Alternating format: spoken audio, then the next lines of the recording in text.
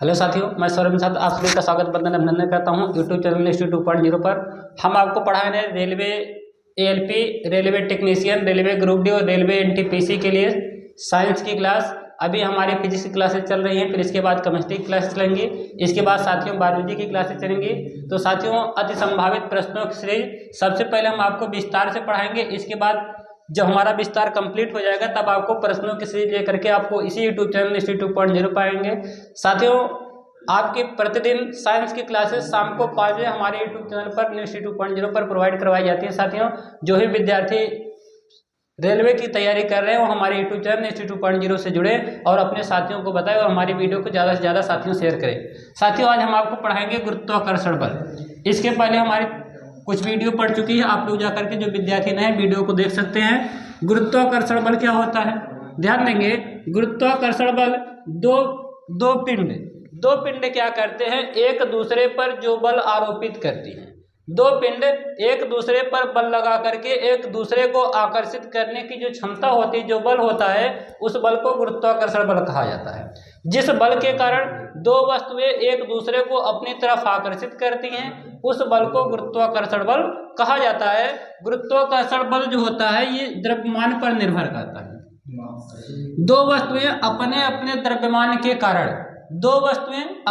द्रव्यमान के कारण एक दूसरे को आकर्षित करती हैं जिस बल से, उस बल को गुरुत्वाकर्षण बल कहा जाता है। यफ अनुक्रमानुपाती होता है, m1 m2 बटे r स्क्वायर होता है। इसकी व्याख्या गुरुत्वाकर्षण बल की व्याख्या साथियों न्यूटन ने किया था। ठीक है, यहां से ध्यान देंगे, यफ प्रोपोर्शनल का सिंबल हटा करके बराबर का चिन्ह लगाते हैं। इनके स्थान पर सार्वत्रिक गुरुत्वाकर्षण नियतांक कैपिटल जी को लिखा जाता है। कैपिटल जी बराबर हो जाएगा, कैपिटल जी इंटू हो जाएगा m1 m2 बटे r स्क्वायर हो जाएगा। यफ बराबर जी इंटू m1 m2 बटे r स्क्वायर, जहां कैपिटल जी को साथियों कैपिटल जी को सार्वत्रिक गुरुत्वाकर्षण नियतांक कहा जाता है। सार्वत्रिक गुरुत्वाकर्षण नियतांक,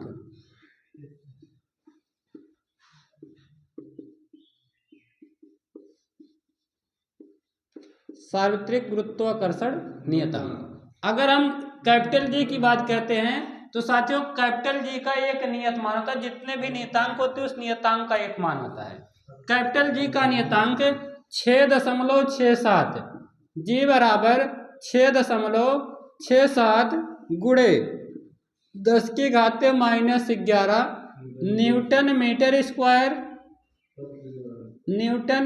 स्क्वायर प्रति किलोग्राम स्क्वायर। साथियों ये होता है कैपिटल जी। या कभी कभार आपसे सार्वत्रिक गुरुत्वाकर्षण नियतांक कैपिटल जी का मात्रक पूछा जाता है। सीधे प्रश्न पूछ लेता है सार्वत्रिक गुरुत्वाकर्षण नियतांक कैपिटल जी का मात्रक क्या होगा, तो आप सार्वत्रिक गुरुत्वाकर्षण कैपिटल जी का मात्रक बताएंगे न्यूटन मीटर स्क्वायर प्रति किलोग्राम स्क्वायर। जो भी विद्यार्थी नहीं जानते कि ये न्यूटन मीटर स्क्वायर प्रति किलोग्राम स्क्वायर आया कैसे, तो सबसे पहला बात क्या होना चाहिए, आपको सार्वत्रिक गुरुत्वाकर्षण बल का फार्मूला याद होना चाहिए। ठीक है, यहां से जब आप कहेंगे g बराबर, अगर यहां से निकालते हैं तो g बराबर हो जाता है साथियों, r इधर भेजेंगे तो हो जाएगा g बराबर एफ आर स्क्वायर बटे m1 m2 होता है। ये होता है कैपिटल जी। अगर हम कहते हैं g का मात्रक बताइए तो g का मात्रक निकालेंगे तो बल का मात्रक न्यूटन गुणे r मतलब दूरी होता है, त्रिज्या होता है, दूरी का मात्रक मीटर होता तो हो जाएगा न्यूटन मीटर स्क्वायर हो जाएगा। इसके बाद बटे बटे नहीं, इसको प्रति पढ़ा जाता है, मात्रक में साथियों प्रति पढ़ा जाता है। m1 m2 द्रव्यमान होता है, m1 मतलब द्रव्यमान। ठीक है, पहला द्रव्यमान गुणे दूसरा द्रव्यमान, द्रव्यमान का मात्रक किलोग्राम है, दो द्रव्यमान है इसलिए हो जाएगा किलोग्राम स्क्वायर। ठीक है, तो ये होता है कैपिटल जी का मात्रक प्यारे साथियों। अब ध्यान देंगे इस कैपिटल जी का जो मान 6.67 गुणे 10 की घात -11 न्यूटन मीटर स्क्वायर प्रति किलोग्राम स्क्वायर है। इस कैपिटल जी के मान की खोज किसने की थी, तो साथियों इस कैपिटल जी की खोज न्यूटन ने नहीं की थी। इस कैपिटल जी का जो मान है 6.67 गुणे 10 घात -11 जो है, इस मान की खोज जेम्स कैवेंडिश ने की थी। जेम्स कैवेंडिश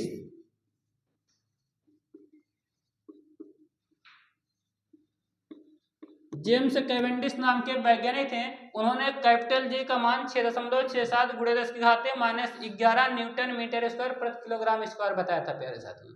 बहुत से विद्यार्थी इसका ऑप्शन न्यूटन लगा करके चले जाते हैं, जो कि उत्तर गलत है।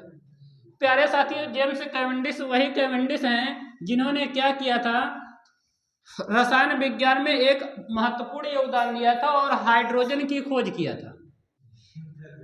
हाइड्रोजन की खोज। तो साथियों, कभी कभार आपसे कोई प्रश्न पूछे कि हाइड्रोजन की खोज किसने किया था, तो हाइड्रोजन की खोज कैवेंडिश साहब ने किया था। ठीक है, तो कैवेंडिश ने 2 महत्वपूर्ण खोजें की हैं। एक कैपिटल जी का मान 6.67 × 10⁻11 न्यूटन मीटर स्क्वायर प्रति किलोग्राम स्क्वायर। एक कैवेंडिश जी ने हाइड्रोजन की खोज की है, वही हाइड्रोजन जिस हाइड्रोजन से H2O प्यारे साथियों बनता है। क्लियर है? तो ये साथियों यहाँ पे ध्यान देंगे। अब ये होता है सार्वत्रिक गुरुत्वाकर्षण नियतांक हो गया। इसके बाद आपसे पॉइंट पूछा जाता है, गुरुत्वीय त्वरण किसे कहते हैं।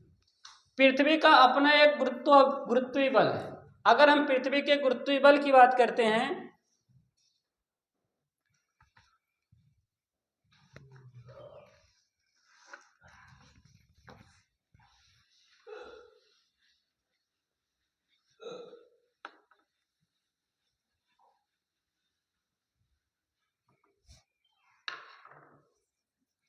गुरुत्वीय त्वरण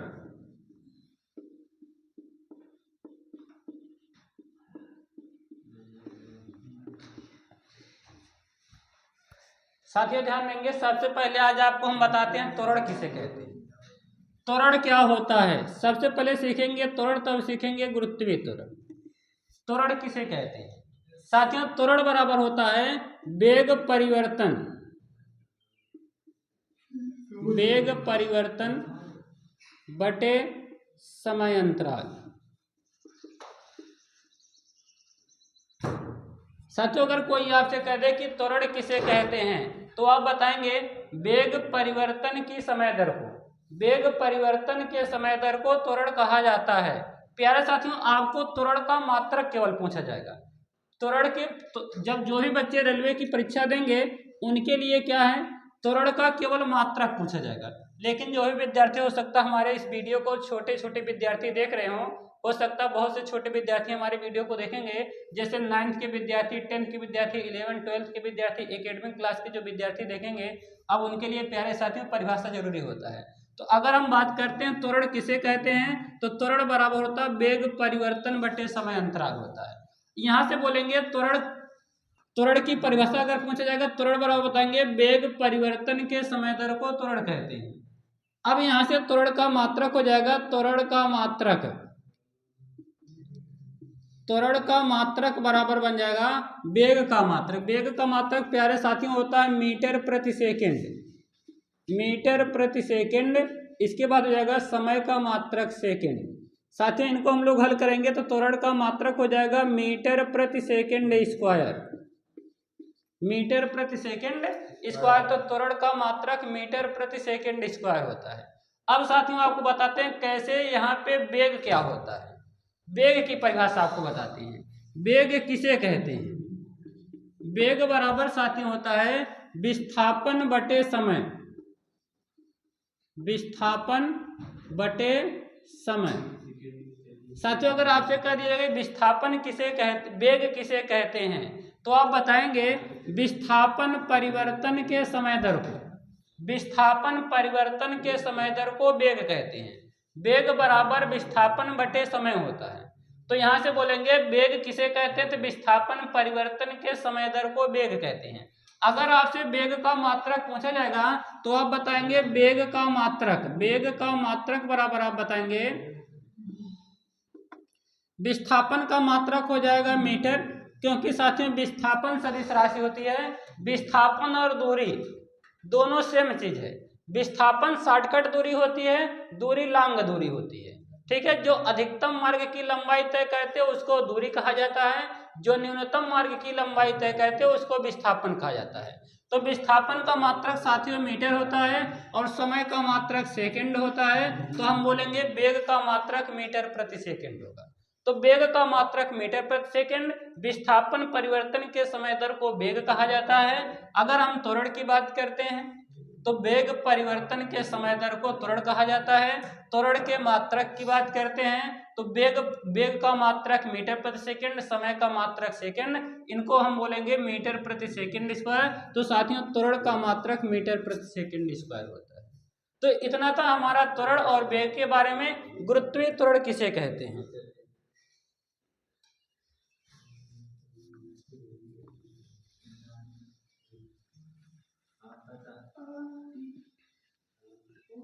गुरुत्वीय त्वरण।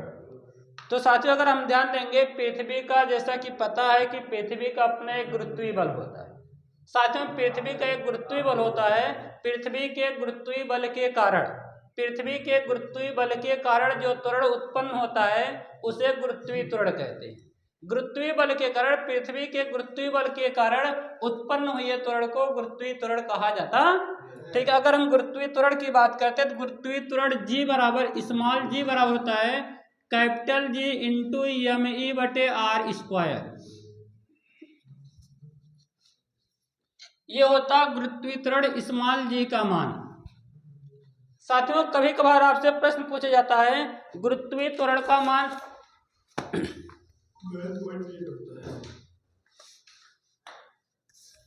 तो साथियों गुरुत्वीय त्वरण जो होता है स्मॉल g बराबर होता है 9.8 मीटर प्रति सेकंड स्क्वायर। गुरुत्वीय त्वरण का जो मान होता है 9.8 मीटर प्रति सेकंड स्क्वायर होता है। क्लियर है? ध्यान देंगे।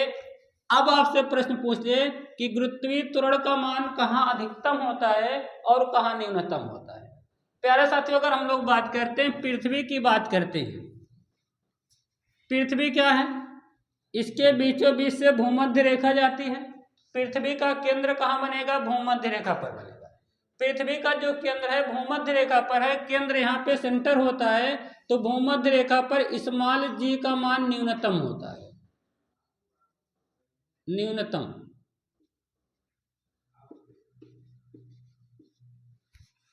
भूमध्य रेखा पर।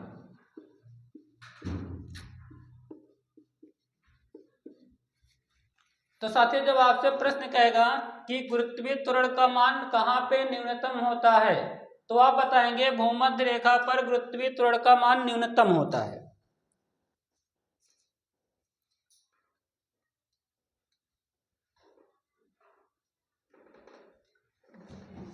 इसके बाद साथियों, इसके बाद हम लोग जाएंगे यहाँ ध्रुवों पर। पृथ्वी पर दो ध्रुव हैं, उत्तरी ध्रुव और दक्षिणी ध्रुव। उत्तरी ध्रुव व दक्षिणी ध्रुव। अगर हम ध्रुवों पर जाते हैं, जैसे जैसे ध्रुवों की तरफ जाते हैं वैसे वैसे क्या होगा साथियों, गुरुत्वीय त्वरण स्मॉल g का मान धीरे धीरे बढ़ता है। और गुरुत्वीय त्वरण ध्रुवों पर गुरुत्वीय त्वरण का मान अधिकतम होता है। दो पॉइंट हमने समझाया कि क्या होता है, भूमध्य रेखा पर या पृथ्वी के केंद्र पर गुरुत्वीय त्वरण का मान शून्य होता है, जबकि ध्रुवों पर गुरुत्वीय त्वरण का मान क्या होता है? अधिकतम होता है। प्यारे साथियों अगर हम चंद्रमा पर जाते हैं, तो चंद्रमा पर जाने के बाद जब चंद्रमा पर जाते हैं तो चंद्रमा पर क्या होता है, गुरुत्वीय त्वरण का मान पृथ्वी का 1/6 हो जाता है। पृथ्वी का 1/6। ठीक है, जैसे अगर हम ये कह दें, मान लेते हैं कि पृथ्वी पर गुरुत्वीय त्वरण का मान कितना है, 9.8 है पृथ्वी पर गुरुत्वीय त्वरण, तो इसका हो जाएगा 1/6। मतलब इसका 6 से भाग करा देंगे, जितना मान आएगा वो चंद्रमा पर गुरुत्वीय त्वरण होगा। ठीक है, यही कारण होता है जब कोई व्यक्ति पृथ्वी से चंद्रमा पर जाता है, कोई व्यक्ति अगर पृथ्वी से चंद्रमा पर जाता है तो उसके भार में कमी हो जाती है। अगर आपसे प्रश्न किया गया कि एक व्यक्ति पृथ्वी पर 60 किलोग्राम का है तो चंद्रमा पर कितने किलोग्राम का हो जाएगा। तो साथियों जब हम लोग बात करेंगे, अगर मान लेते हैं एक व्यक्ति है वो पृथ्वी पर है 60 kg का, 60 kg का भार है पृथ्वी पर, और वही व्यक्ति चंद्रमा पर चला गया। चंद्रमा पर जब जाएगा तो उसके भार में क्या होगी, 1/6 की कमी हो जाएगी, क्योंकि इसका गुरुत्वीय त्वरण भार बराबर mg होता है। भार बराबर mg। ठीक है, तो इसका मान लेते हैं कि एक व्यक्ति का भार 60 किलोग्राम है पृथ्वी पर, जब वो कहाँ जाएगा, चंद्रमा पर जाएगा, तो 60 का 1/6 कर देंगे। तो कितना हो जाएगा 10 kg। ठीक है, तो भार में ऐसे परिवर्तन आते हैं।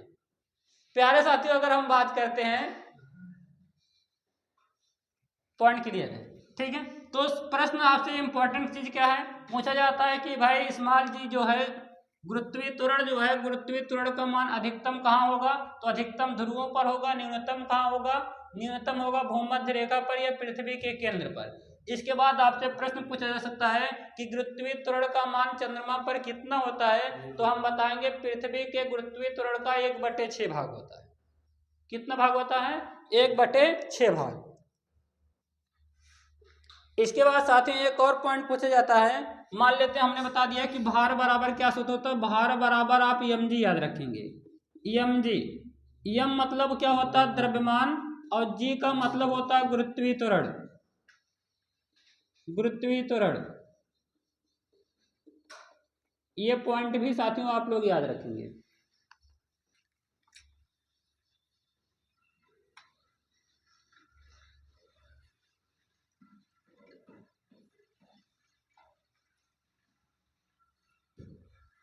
इसके बाद साथियों एक पॉइंट होता है पलायन वेग होता है। पलायन वेग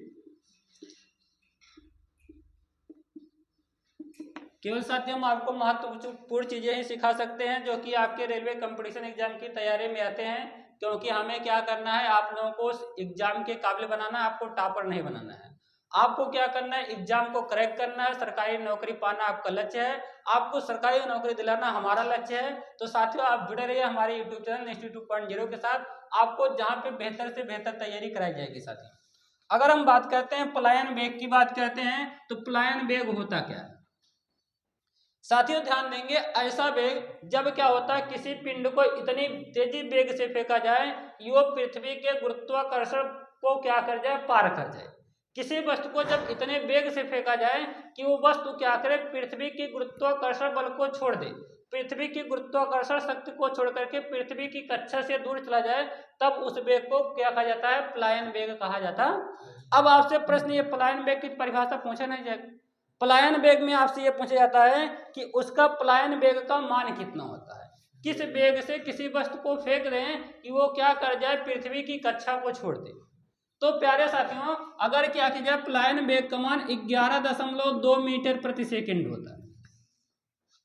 पलायन वेग का मान 11.2 मीटर प्रति सेकंड होता है जब पृथ्वी से किसी भी वस्तु को 1 सेकंड में 11.2 मीटर की दूरी फेंक दिया जाएगा। किसी वस्तु को इतनी तीव्र से फेंका जाए वो 1 सेकंड में 11.2 मीटर की दूरी डिस्टेंस कवर कर ले ऊंचाई की तरफ पृथ्वी की कक्षा से, तो क्या होगा, तब उस वेग को पलायन वेग कहा जाएगा। प्यारे साथी ये क्वेश्चन आपसे एग्जाम में पूछा जाता है कि पलायन वेग का मान कितना होता है, तो आप बताएंगे पलायन वेग का मान 11.2 मीटर प्रति सेकंड। अच्छा किलोमीटर होता है, 11.2 किलोमीटर प्रति सेकंड। अच्छा मिस्टेक हो गया, कोई बात नहीं। तो साथी 11.2 किलोमीटर पर सेकंड कहने का मतलब 1 सेकंड में 11.2 किलोमीटर कोई वस्तु फेंक दी जाए, तब वो क्या होगा, पृथ्वी के गुरुत्वाकर्षण बल को पार कर जाएगा। पॉइंट क्लियर है?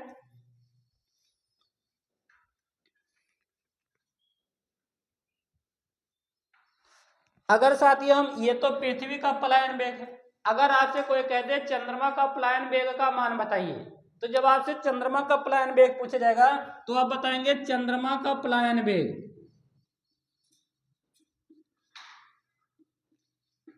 चंद्रमा का पलायन वेग 2.4 किलोमीटर प्रति सेकंड होता है।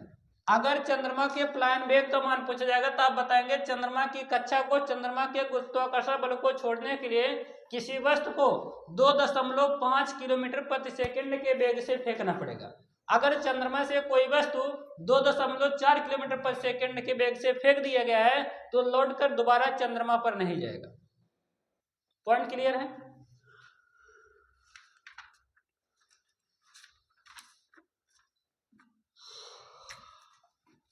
इसके बाद साथ ही हम आपको पढ़ाएंगे कार्य सामर्थ्य और ऊर्जा। कार्य सामर्थ्य और गुरुत्वीय त्वरण से प्यारे साथियों इतने ही क्वेश्चन पूछे जाते हैं, ज्यादा यहाँ से पढ़ने की जरूरत नहीं है। तो यहाँ से आपका गुरुत्वीय त्वरण से महत्वपूर्ण क्वेश्चन था साथियों, बस क्लास को इतना ही रखेंगे क्योंकि सिलेबस बड़ा हो जाएगा। तो आपको हम कल पढ़ाएंगे कार्य समय और ऊर्जा। कार्य समय ऊर्जा से महत्वपूर्ण सीरीज बताएंगे प्यारे साथियों। जय हिंद साथियों।